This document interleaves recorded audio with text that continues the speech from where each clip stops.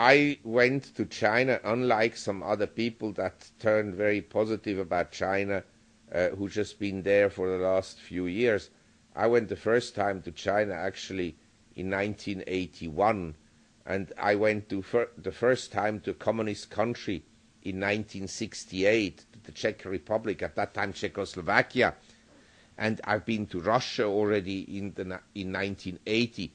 So I'm actually quite familiar with communist countries. And when China began to open up in 1978 under Deng Xiaoping, when he introduced the open door policy, China was an extremely poor country.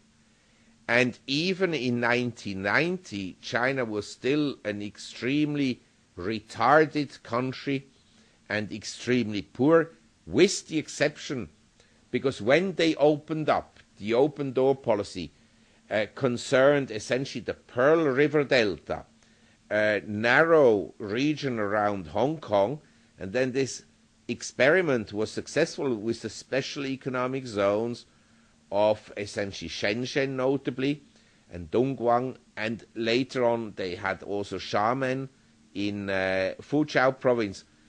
Then that was then expanded to the whole country after 1990.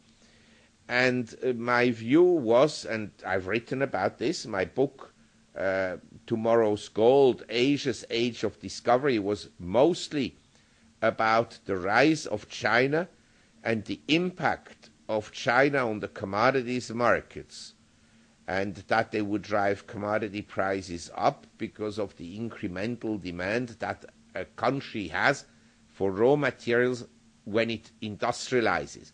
So I'm actually quite familiar with China, and obviously I'm deeply impressed by the achievements over the last 30, 40 years. It's mind-boggling. But to believe that an economy never has any recession is, of course, a complete fallacy. Rapidly growing countries are characterized by big setbacks. And we had a big setback in China in 1994. The vacancy rate in office buildings in Shanghai went to close to 30%. So nobody can tell me that there won't be business cycles in China. The most successful economy ever was 19th century United States, 1800 to 1900. During that period of time, they had close to 20 economic and financial crisis, close to 20, and yet the country grew, and they had a civil war. So in China many things can happen. Doesn't change the fact that maybe long term it will be a very prosperous continent. It's not a country.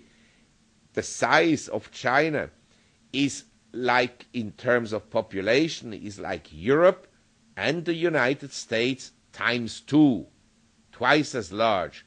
So we're dealing with provinces that are as large as France, others are as large as Italy, others are or will be as large as Germany. It's a huge continent, and I'm sure there will be plenty of opportunities. I'm just saying the Chinese economy, if you look at the present statistics, has been decelerating very rapidly, and in my view at the present time it is hardly growing. The statistics published by the government may not be very realistic. And I think there is the potential that the Chinese economy actually crashes, that you have even social problems. Possible. We can also have social problems in Europe and in the US. We can have it anywhere. Just to sit there and say everything will be fine, I think this is the wrong attitude. Everything can happen.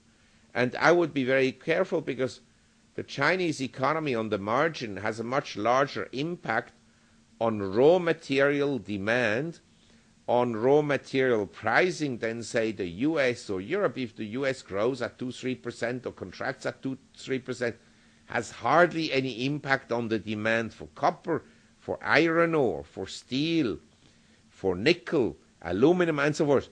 If the Chinese economy grows at 10%, only 3%, makes a huge difference on the demand for these raw materials. And so I would be essentially very concerned if I felt, and I do feel that way, that the Chinese economy is decelerating, And by the way, commodity prices would not be as depressed as they are now and would not have performed as miserably since July 2008 if nothing was wrong with China.